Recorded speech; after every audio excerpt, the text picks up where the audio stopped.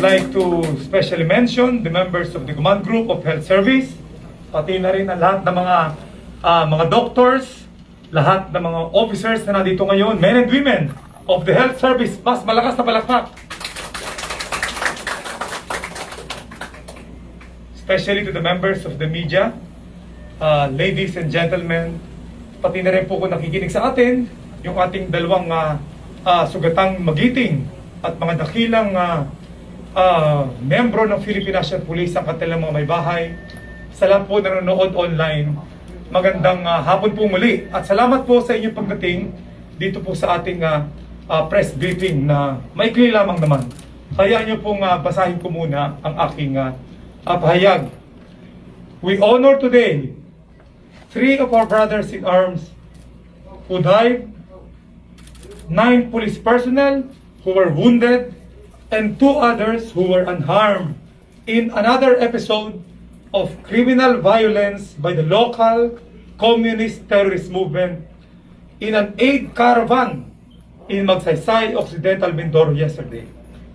This hostility only goes to show the treacherous desperation of the local communist movement to recover lost ground and rise back from the series of tactical defeats and defections by their own people. While we mourn the loss of these 3 brave lawmen, we find inspiration in their unselfish acts of supreme sacrifice for God and duty to country. The heroism of Police Executive Master Sergeant Jonathan Alvarez, Police Corporal Estan Gongora, and Police Staff Sergeant Nolito De Velos Jr. of the Occidental Mindoro Provincial Mobile Force Company will be forever etched in the living history of the Philippine National Police, to remind every member of this organization of our rich tradition of valor, service, and sacrifice. We also honor the 9 wounded members of the same unit. 2 of them are presently undergoing treatment at the PNP Jail Hospital, 3 at the hospital in Mamburao, which is Mamburao Provincial Hospital, and 1 in San Jose Occidental Mindoro, St. Magdalene in hospital in San Jose City. 3 other wounded personnel have been discharged earlier from the hospital after treatment of minor injuries, while 2 others were unharmed during the incident, for a total of 14 personnel. All of these 14 personnel who figured out in the ambush incident were awarded with Medalya ng Kadakilaan, and 9 of them with additional Medalya ng Sugatang Magiting. These fine gentlemen stood their ground and held the line against the terrorists. The PNP will ensure that they are taken care of with all their medical and personal needs to hasten their speedy recovery from battle injuries. Their battle scars are lifetime symbols of their gallant stand of fighting face-to-face with the enemy to fulfill the oath of defending our country against those who seek to overcome it by force and criminal violence. As we speak, pursuit operations are underway by Special Action Force and the Regional Mobile Force Battalion of Mimaropa in coordination with the Armed Forces of the Philippines to arrest the terrorists. Rest assured, we shall make available all resources at our disposal to bring those responsible before the bar of justice to answer for their crime. That fateful incident in Occidental Mindoro serves to inspire the PNP more to vigorously do our role in the final push of the national campaign to end local communist armed conflict.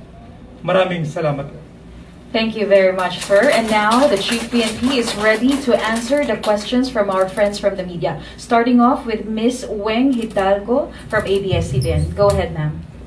Okay. Sir, dalawa po yung death on the spot, and then may isa na sa hospital, binawian ng buhay. So, kumusta po yung lahat pa ng pasyente natin? Well, yes, kanina umaga, dumiretso ako sa San Jose, Occidental Mindoro, and from there, inabutan ko muna yung 5 na 3 doon ay wounded pero discharged na from the hospital, and additional 2 na unharmed. So, itong 5 ito ay nasa maayos na nakalagayan. And then, I also went to the wake of the 2 other slain policemen naandun yung isa sa loob ng Police Provincial Office ng Occidental Mindoro. And yung isa naman is nasa labas ng malapit doon sa kanilang mismong bahay. And I went also to St. Magdalene Hospital para puntahan yung isa namang nasa hospital pa. So, ang inabutan ko doon ay dalawa natin na nasawi ng mga pulis at meron pang iba na 6. Yung isa ay nasa hospital pa at yung 5 naman, 3 doon ay sugatan pero naka-discharge na, and the 2 of them unharmed. So, on separate occasions, binigyan din natin sila ng parangal. Lahat sila ay binigyan ng Medalya ng Kadakilaan at pati sa 2 nasawi posthumously. And doon naman sa dito naman sa ibang mga nasugatan pa ay kagaya na banggit ko nga ay Medalya ng Kadakilaan. Nasa maayos naman na kalagayan na itong isang nasa hospital dito sa San Jose. When I went to Mamburao, pumunta ako dun sa burol din ng isang kasamahan natin na binawi ng buhay kaninang madaling araw. Nadala pa kasi siya dun sa hospital, sa Mamburao Provincial Hospital, pero binawi ng buhay kaninang madaling araw. The other 3 wounded personnel are confined at the Mamburao Hospital, Provincial Hospital. At sa pagkausap ko sa doktor no, nasa maayos na kalagayan, magaligtas na sila.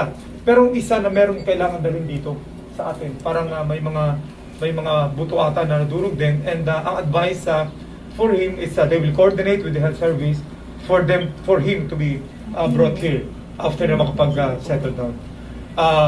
And naandito naman ngayon, may 2 tayong kasama na sa pagbigay naman sa akin itong medical update ay nasa maayos naman na kalagayan. Maybe you can ask the doctors here if you want the details of their condition.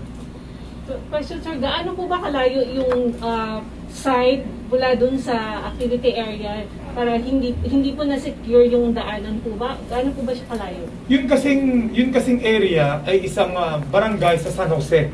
But isipin mo, nasa San Jose ka, which is part of Occidental Mindoro. Pero bago ka makarating dun sa barangay na yon, kailangang pumunta ka muna doon sa isang lalabas ka muna ng San Jose. Pupunta ka sa katabing bayan na Magsaysay. And then pupunta ka ngayon doon sa Bulalakaw, which is Oriental Mindoro na. Iiwan mo sa sakyan mo doon, and then maglalakad ka ng 3 hours bago ka dumating ngayon doon sa barangay. Pero ang ambush naman nangyari is that pabalik na sila. After nila maglakad ng 3 hours papunta doon sa Bulalakaw, which is Oriental Mindoro, sumakay na sila sa sasakyan and pabalik papuntang San Jose, dumaan sila doon sa Magsaysay, which is yung talagang dadaanan, at doon nangyari yung ambush. So, paano po ngayon yung course of operation? At saka balita po dun sa mga rebelde, meron po bang nasaktan or nasawi din sa... Alam mo, sa pagkausap ko dun sa mga sugatan natin ng mga pulis, pati na rin sa ating mga opisyalis doon, agad nagresponde. Noong after silang ma-ambush, na meron pang ginamit na landmine, nagkaroon ng putukan, lumaban yung mga pulis natin.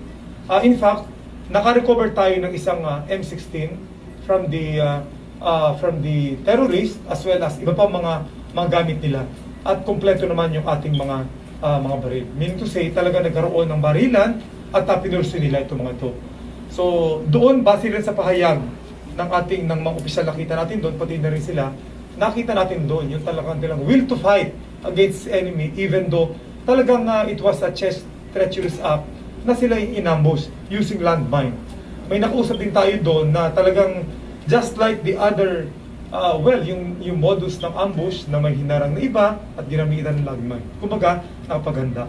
Kaya nga ang ating direktiba sa ating regional director doon, Police Brigadier General Nelson Bundok, as well as sa ating Director of Special Action Force, yung Regional Mobile Force Battalion and Special Action Force in coordination with the Philippine Army of the Armed Force of the Philippines, na kahapon pa naman nagko-coordinate, nagsasagawa sila doon ng kanilang appropriate police operation, combat operation. Thank you, sir.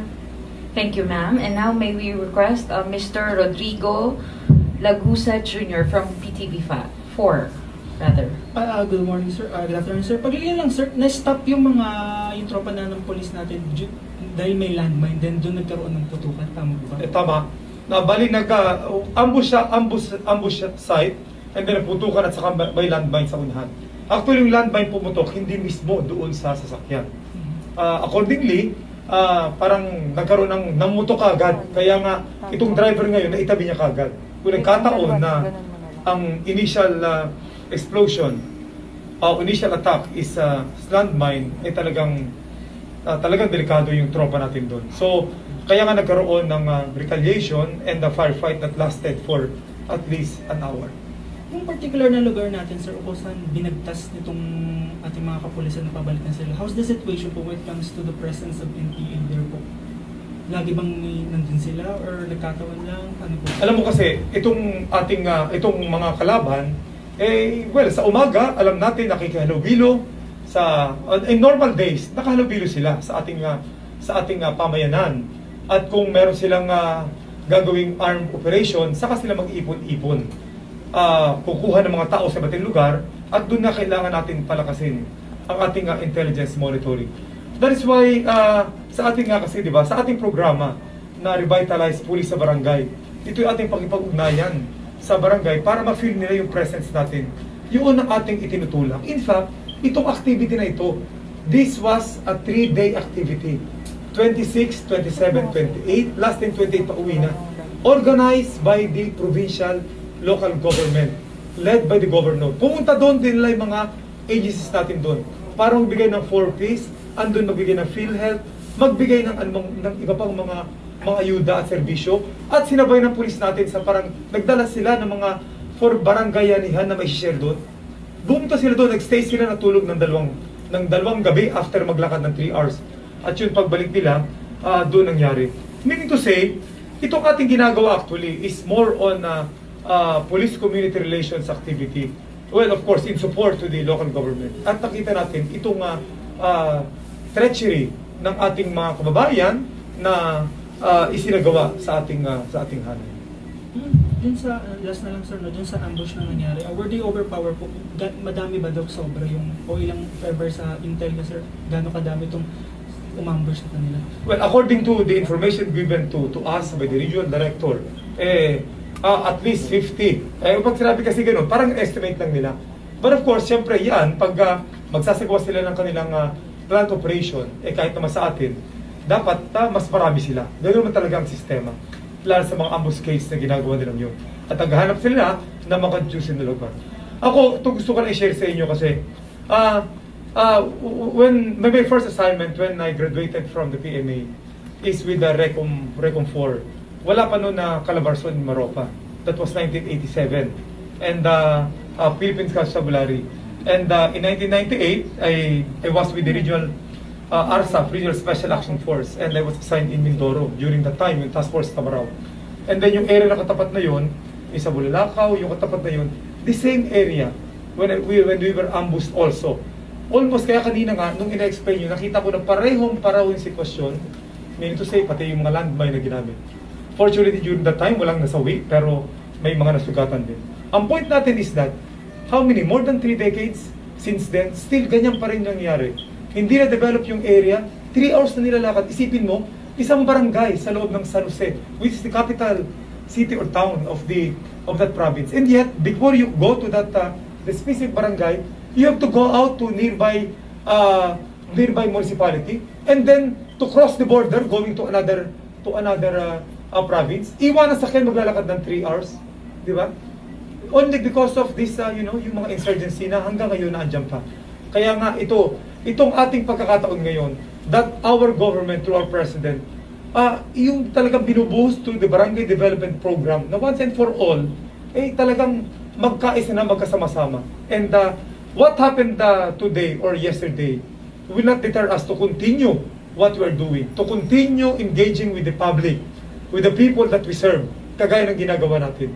Only that way, lalo natin silang makukuha ang kanilang loob. Of course, andyan ang ating mobile forces para to go after them in the battlefield, but in the mountains, but still we will pursue with our effort to engage with the barangay. Okay. With the permission of the Chief PNP, are there other concerns from our friends from the media? Meron pa po ba? Okay. Kung wala na po, that ends the press briefing. To our Chief PNP, sir, thank you for your time, as well as the senior officers present here.